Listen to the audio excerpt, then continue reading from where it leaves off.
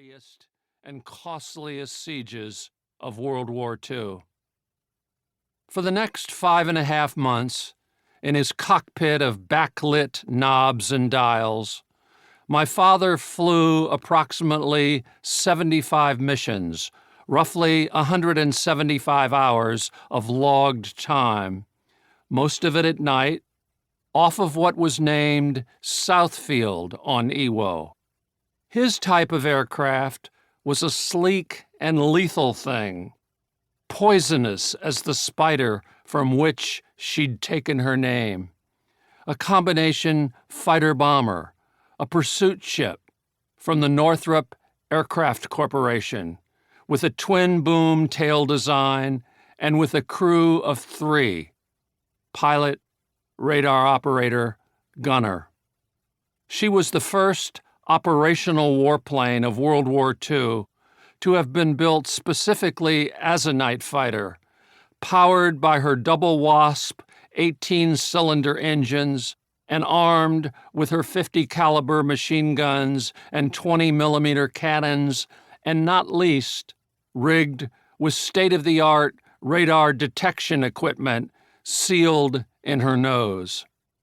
Her M2 Browning machine guns, mounted in a rotating 360-degree turret atop the fuselage, could fire 800 rounds per minute, 560 rounds of ammo per gun, and all 4 guns able to fire simultaneously. She could carry 500-pound bombs, and even more than that on occasion. Altogether, she was like a small, tight orchestra of violence. Like my dad, the Black Widow was coming very late into the war, at least into the shooting war, but she carried an undeniable mystique. I think it had to do with the idea of dark, of stealth, of working under cloud cover or in the glow of moonlight. Fighting the night, I've heard my father call it, with the poetry of which he was often unconsciously capable. I have his old flight records, as well as a 2-inch stack of other documents that were in his military file at the National Personnel Records Center in St. Louis. There was a large fire there in 1973, but somehow my dad's entire military service record was saved. I've also acquired some of his old mission reports from Iwo. They were in a different government repository in Montgomery, Alabama.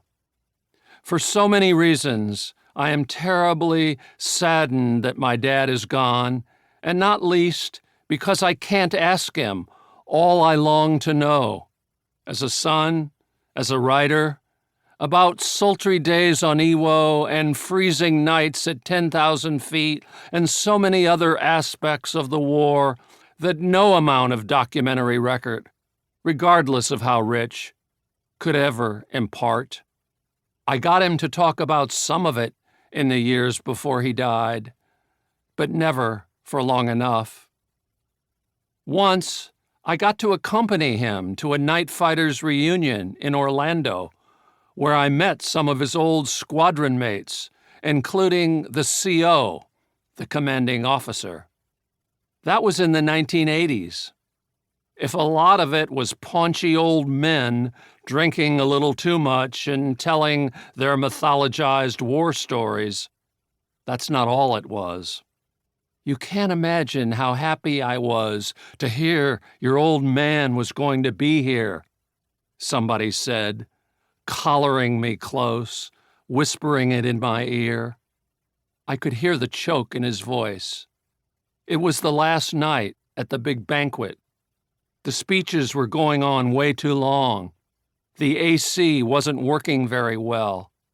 When my dad and I were slipping out early, the same collaring voice issued a command. "Help your dad with that coat."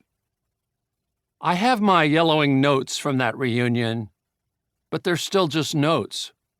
What I really long to hear is my father's voice. I've got his voice on one old, scratchy cassette tape, and it's further...